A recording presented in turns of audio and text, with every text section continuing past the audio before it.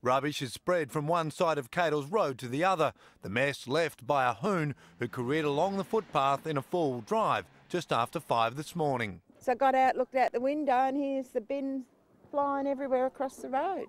It's revolting and it's not needed. Stupidity and dangerous. Several signs and about 100 bins were taken out in the rampage as the vehicle swerved across the road, narrowly missing several homes. Residents say while this is the most destructive driving they've seen, it's typical of what happens every weekend. They want more police patrols, particularly at night. It's pretty bad. They need to do something about it, but this is the worst thing that's ever happened. But the greatest fear is that next time a speeding car could hit a house or a pedestrian. So we've got lots of children on the street, so, you know, it's not good, not in this area. It's disgusting, and these people, they just need to grow up. Police say it's likely the hoons are from outside Carrum Downs. People often don't live in the area where they're practising their hoon driving. However, we don't care where it happens, where it is. We'll catch the people concerned. James Wakelin, 10 News. Rocking out in their winter wears. The mini-me's flipping and dancing down the runway.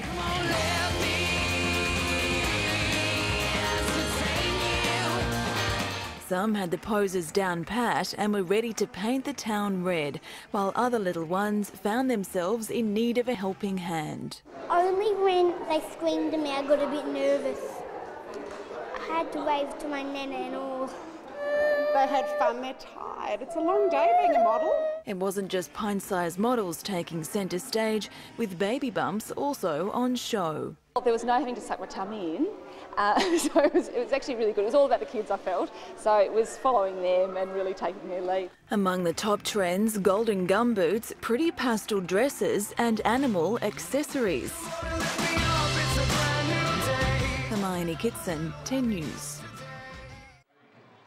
This is Australia. Side by side and from all walks of life they marched. Happy Australia Day! The people and the pollies moving forward as one. When you think of Australia Day, you think of, a land of great opportunity, and we're the greatest country on earth. Where else would free Vegemite rolls and a cuppa kickstart the day? But after 58 years I got free breakfast this morning. It's a good Australia Day, eh? I'll really celebrate it. Celebrating too, those 3,300 Victorians taking the pledge. And restores hope and obey. Congratulations. Congratulations. Our newest citizens as proud as punch. I'm just to be a bit more free, like just the Lord Mayor just mentioned it, and I'm happy. I can now fit in. I'm proud. I can say, wow, I'm Australian. Their delight stirring emotions. What a privilege to be called an Australian. And from the men and women who protect that freedom, a traditional display of peaceful intent. So it's nice to have our family and friends along to see a bit of what we do. The roar from above,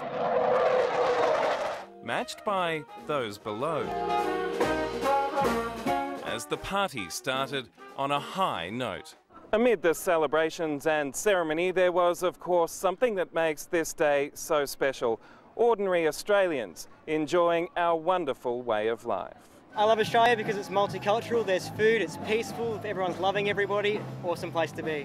A proud country with many faces taking centre stage as the world watches on. Advance Australia fair. Raquel Eberly, 10 News. A small number of their 1 billion supporters were courtside as two Chinese players featured in the Final Four for the first time. Li Na out to claim a rare Williams double.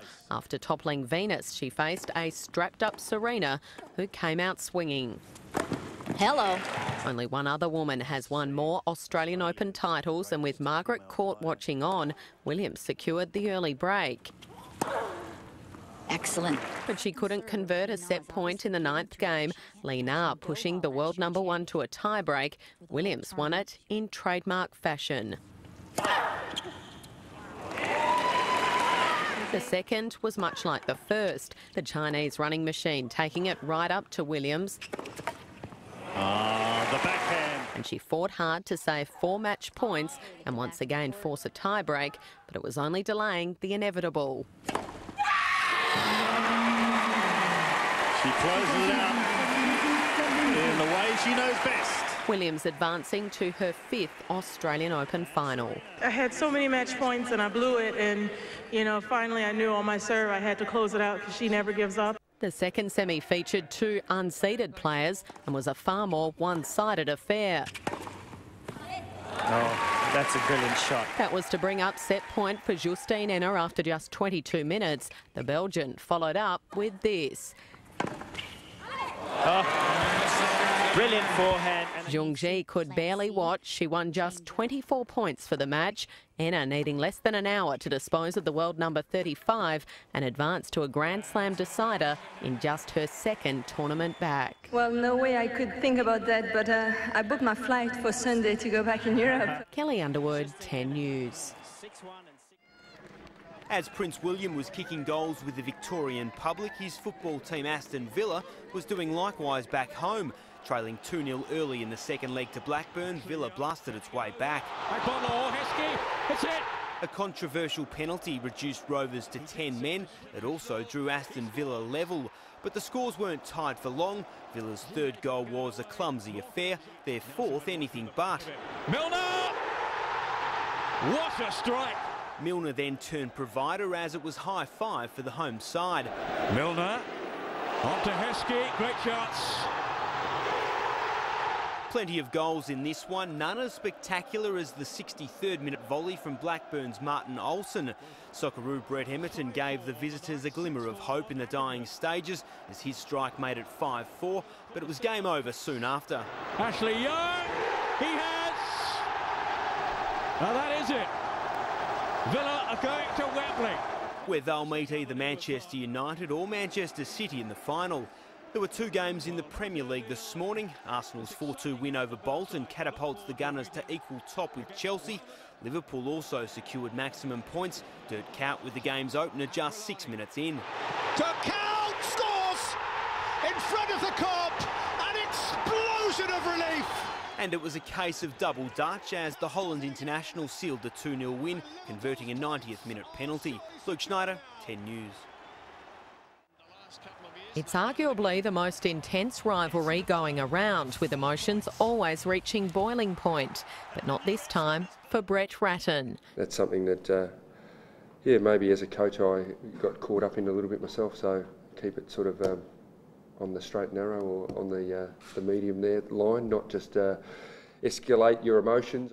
Ratton admits he's made a mistake in the lead-up to past encounters, and it's shown on the scoreboard. Carlton hasn't beaten Essendon in 3 years. This year I sort of made a focus that I don't want to do that, but I think maybe in the past I've sort of looked and built these games up a little bit more myself. But he rejects suggestions the Bombers boast a psychological advantage, claiming there are plenty of key players who are no longer involved.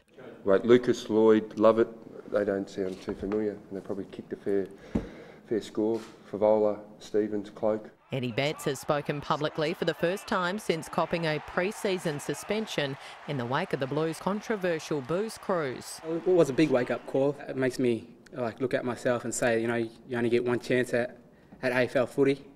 And, if you muck up, you couldn't be here next year. Betts plays his 100th game this week, while defender Paul Bauer remains in doubt with a leg injury, and another night in hospital has all but ruled Mark McVeigh out for the Bombers. Kelly Underwood, 10 News.